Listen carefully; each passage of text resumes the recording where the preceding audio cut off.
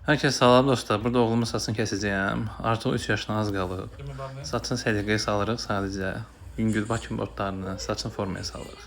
3 yaşa kimi maksimum uşaqda 3 ya 4 kəsimi olub. Bu yaşa qədər saçını ağartmamışıq. Saçında rüsumqalar olmuyor. Çox incitmədən.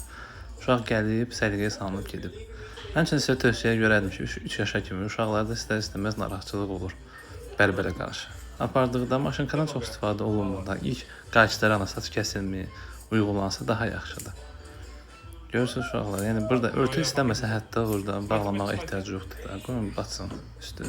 Getməmişdən öncə də mütləq şəkildə uşağı adaptasiya etmək lazımdır, başa salmaq lazımdır ki, bərbər qorxusu qalmasın. Bax görürsünüz burada da maşınkanın öz önündə birinci göstərirəm, sonra babasının üzərində.